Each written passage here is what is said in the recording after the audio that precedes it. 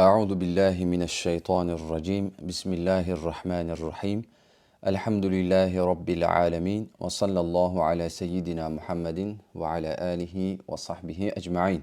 مفتاح الخير كله في اتباعه.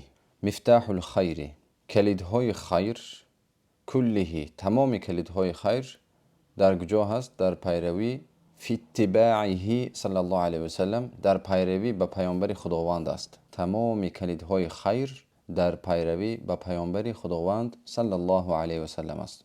این کلیدهای خیر را برای ما و شما الله میسر گرداند. وقد جمع الله الخیر كله فی بیت.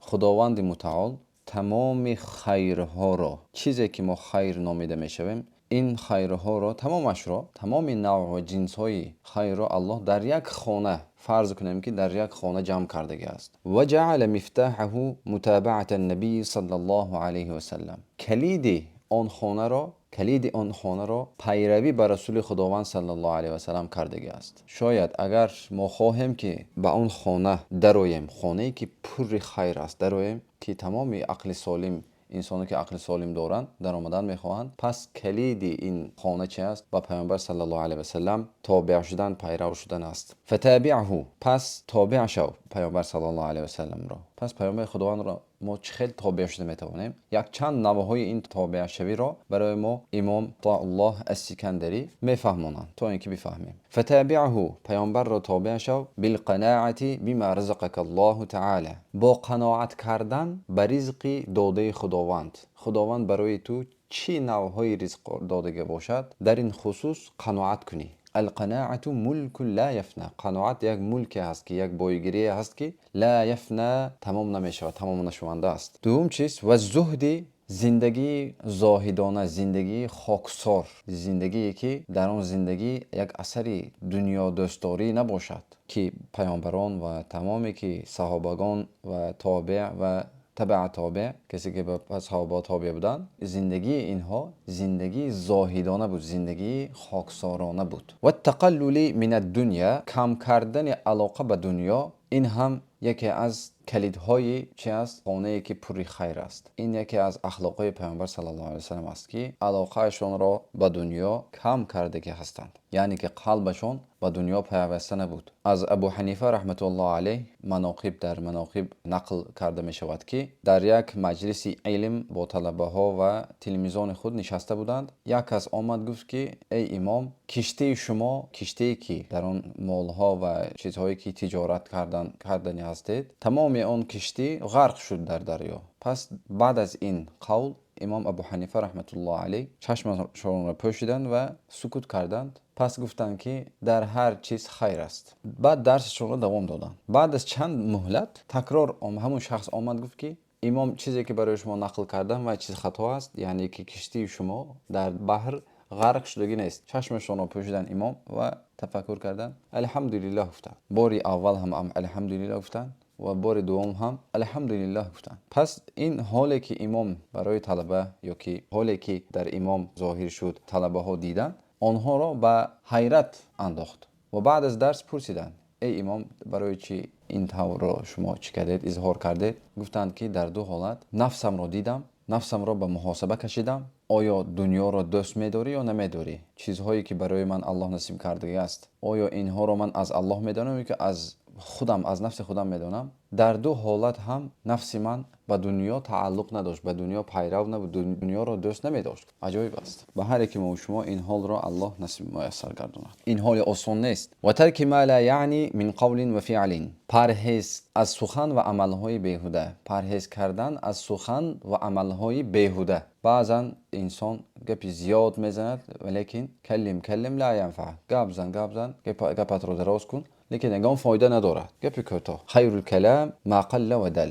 کلام خیر، کلام به، کلام ناس، کلام است؟ کلامی که کم است و کلام کم لیکن دلالت زیاد دارد. آدمان بزرگان پیش، یا که پدر باشند یا که استاد باشند، با نظر خود چیزهای خطا را درست میکردند. بله، این هیبت رو تکرار برای ما و شما الله نصیب گرداند. فمن فتح له باب المتابعه، هر کی در پیروی بر رسول خداوند صلی الله علیه و سلم برایش گشاده شد یا که گشاده شود، این یک نشانه است در پیروی، یعنی که انسان در رزق خود قناعت میکند. و در زندگی خود زاهدانه خاکسارانه زندگی میکند و علاقه این شخص به دنیا کم است و از سخن و عملهای بیهوده خودش را دور کرده میتواند، کارها را به آسانی دوام داده یا که کرده میتواند یا که دوام داده میتواند، این یک نشانه است. نشانه چی است؟ نشانه ای که خداوند آن شخص را دوست می‌دارد. پس دلیل ما چی است در این خصوص؟ خداوند در قرآن کریم می‌فرماید که فذلک دلیل علی محبت الله تعالی. پس این دلیل است بر چی؟ چیزی که خداوند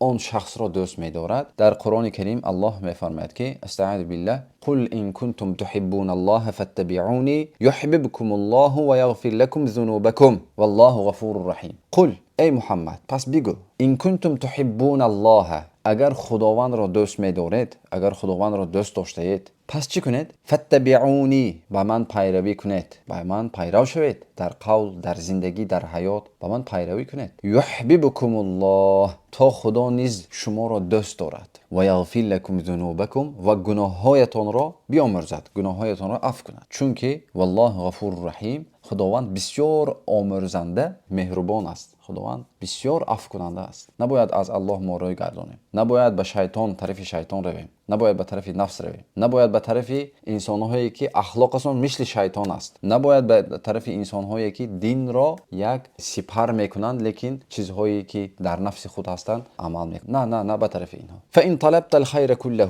اگر خواهی که تمام خیرات، تمام خیرها به دست تو آید یا که تمام خیرها رو به دست آوردن هستی، چنین دعا کن. فقل، پس چنین دعا کن اللهم، ای خداوند، ای خداوند، ای خداوند که مرا آفریدی، اینی، البته من، اسألک المتابعه، از تو خواهش میکنم. چی رو خواهش میکنم؟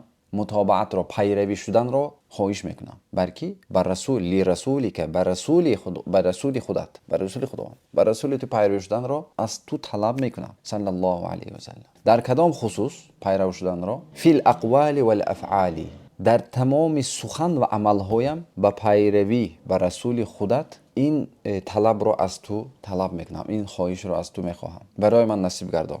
اللهم إني أسألك المتابعة لرسولك صلى الله عليه وسلم في الأقوال والأفعال آمين يا معين. ومن أراد ذلك، هر کسی که این رو خواهد، هر کسی که این رو اگر خواهد، فعليه بعدم الظلم لعباد الله في أعراضهم وأنسابهم وأموالهم، شخصی که بر رسول خداوند صلی الله علیه و سلم پیروی شدن میخواهد، باید خود را از ظلم کردن به بندگان خداوند، از ظلم کردن به بندگان خداوند خود را باز دارد. با سخن ظلم کردن، با دست اذیت دادن، تحقیر کردن، پس زدن، حقارت کردن، دشنام دادن، این یگان کار از اخلاق پیامبری نیست. کسی که این را میکند و میگوید که من طرفدار دین هستم، حتما این شخص دروغ میگوید و به پیامبر صلی الله علیه و سلم تهمت زده ایستاده است. حتما گناه کلان میگیرد این انسان. بعضی پدرای هستند که فرزندان خود را میزنند، یا که بعضی استادان هستند که طلبای خود را دشنام میدهند، پس میزنند. بعضی مسلمان‌های هستند که مسلمان‌هایی که ضعیف هستند آنها را